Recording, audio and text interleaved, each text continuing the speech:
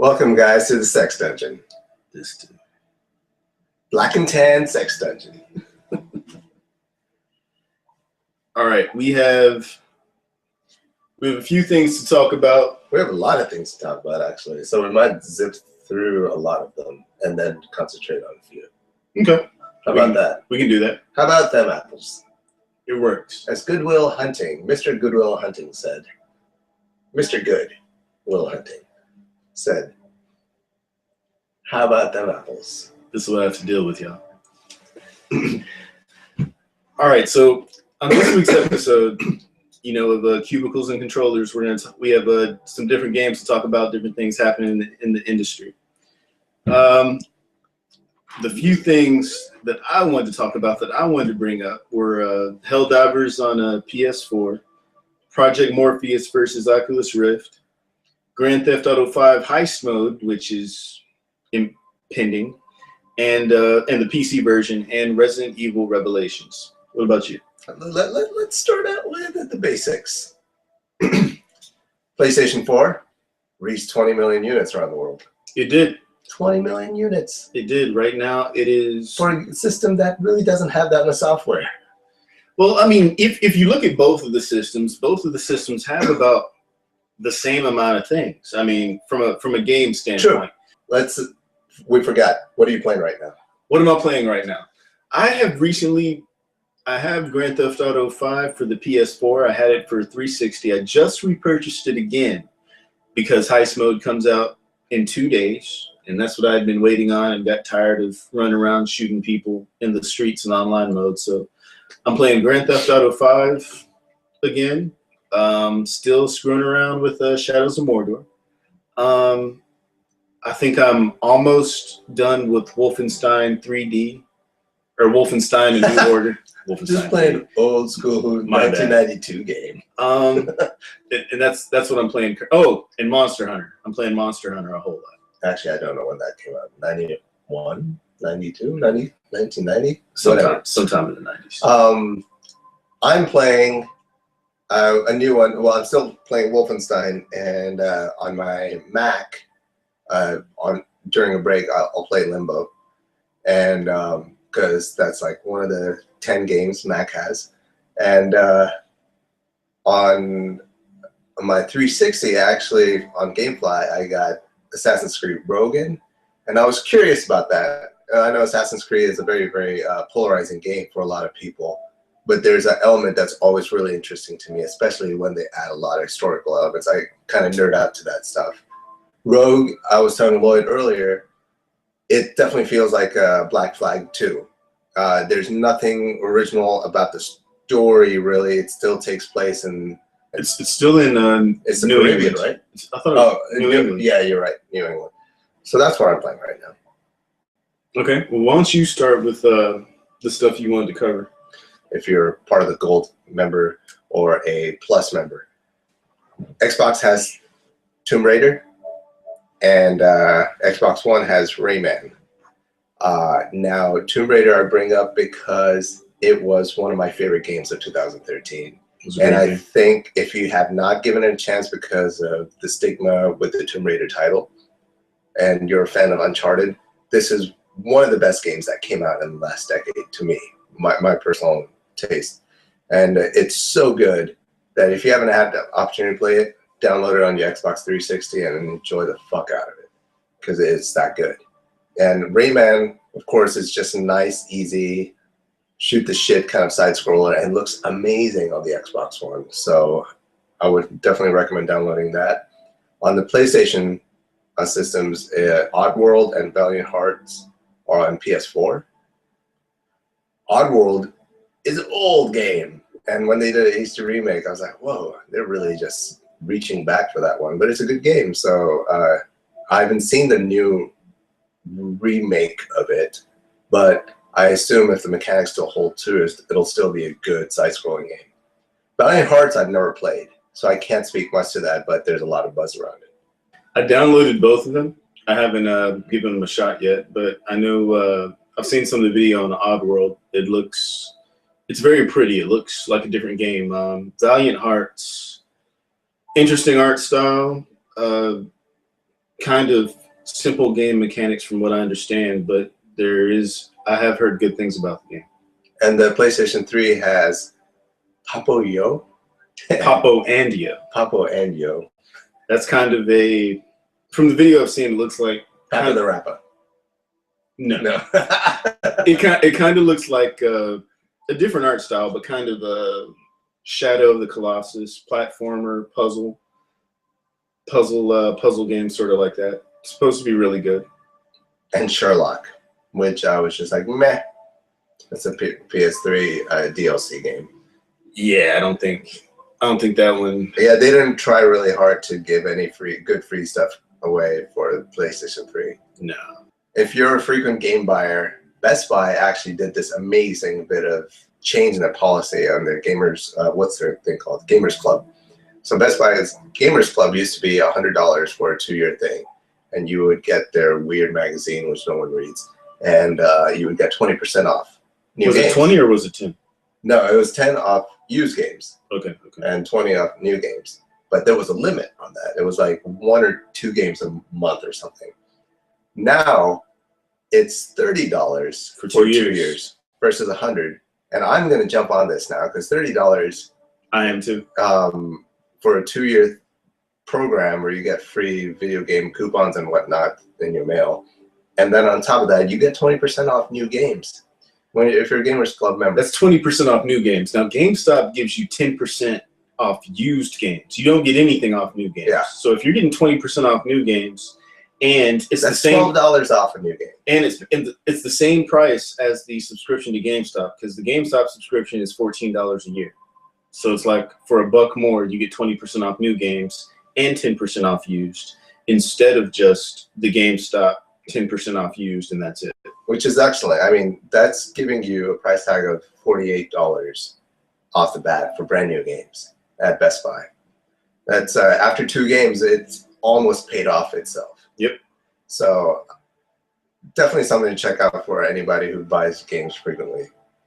This was more of just like our own expectations. So this was a question to you, and I'll answer first, is what do you want to see as a sequel or a comeback in video games? There's a bunch of things I would like to see, but the one I would really love to see in the IP sense is Beautiful Joe.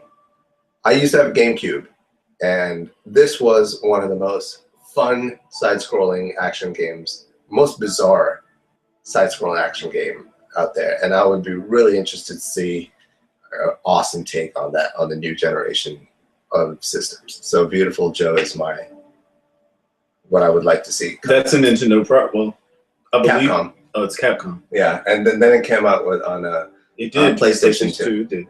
Well, for me, that would be Dragon's Dogma. Dragon's Dogma on the 360 and PlayStation 3, and especially the Dark Arisen expansion. That gave you, I mean, you're climbing on these beasts and orcs and ogres, to kill them, and griffins are trying to flying off in the air as you're holding on to their backs and stabbing at them. Dragon's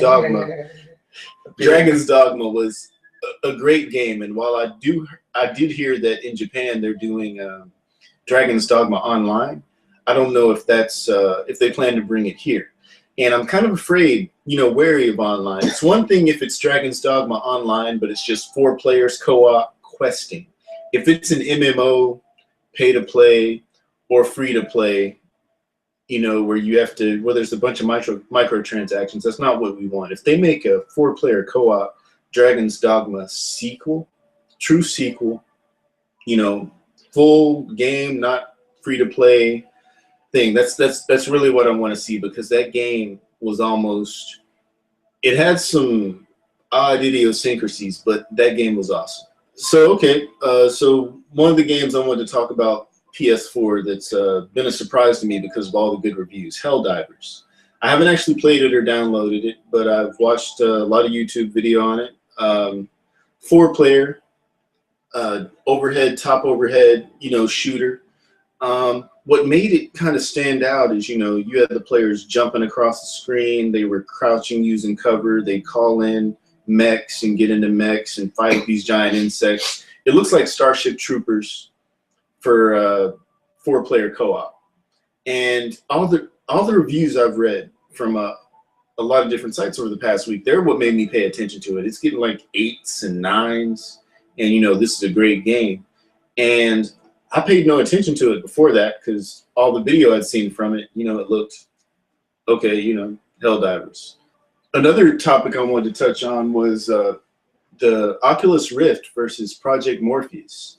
So I read a lot of reports from GDC talking about how great that the Project Morpheus looked when tech demos were done for virtual reality. Now, if you don't know what Project Morpheus and the Oculus Rift are, Tell me about it, Lloyd. they're virtual reality headsets, man. But another thing I'm really excited about is Grand Theft Auto 5 is finally bringing out the heist 2 days from now on March 10th. That's why I picked up GTA 5 for my PS4. I did have it for my 360, but traded it in probably about a year ago. So hopefully in the next coming weeks, you know, I would have played a few heists. Hopefully it's running great, and I'll have some stuff to talk about on that.